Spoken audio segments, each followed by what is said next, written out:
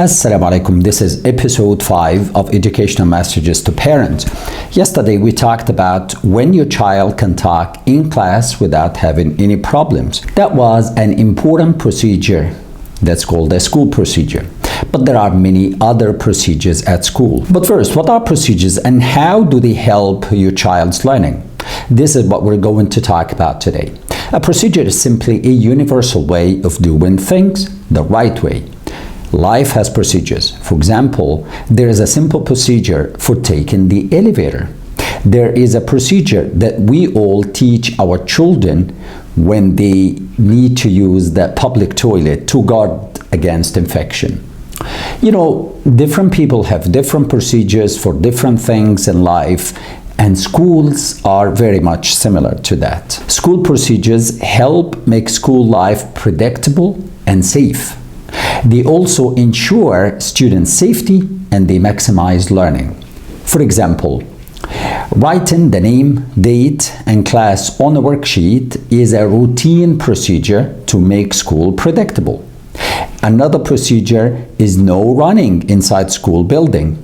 That is a procedure for safety. Another procedure is stop talking when the teacher raises his hand.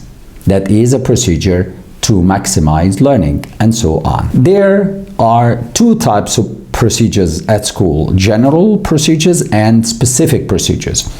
General procedures are applied everywhere by everyone. For example, listen to instructions the first time they're given.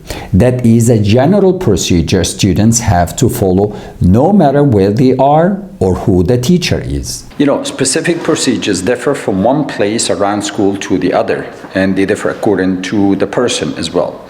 So the procedures that we have in the chemistry lab are different from the procedures that we need in the gym, and are different from the procedures that we need in the school canteen or the library. Procedures also differ from one teacher to the other, and it is the student's responsibility to learn all those procedures. Here are a few more examples of procedures. Students raise their hands in different ways to ask for permission to go to the washroom, or to answer a question, or to move in class.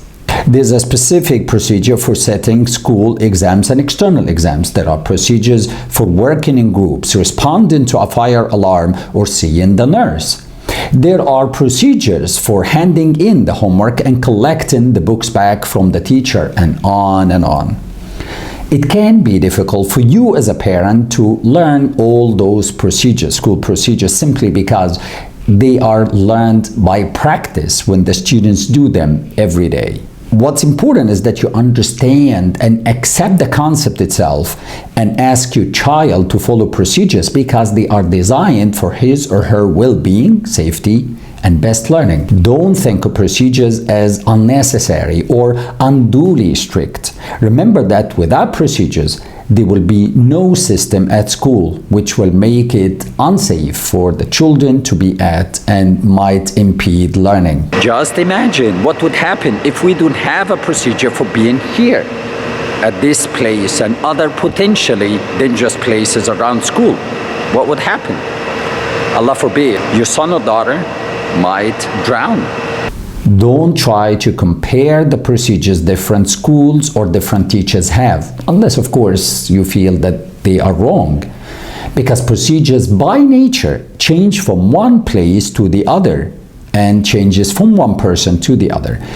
You can help your child do well at school by speaking to him or her about the importance of following procedures at school. If the child does not understand or has a problem, encourage him or her to speak to the teacher to clarify things. School procedures are different from school rules. Procedures teach children to do things right, but rules address behavior. In the next episode, we will talk about rules and clarify the differences between rules and procedures. I'm Mohammed Shelby, and this is Educational Messages to Parents.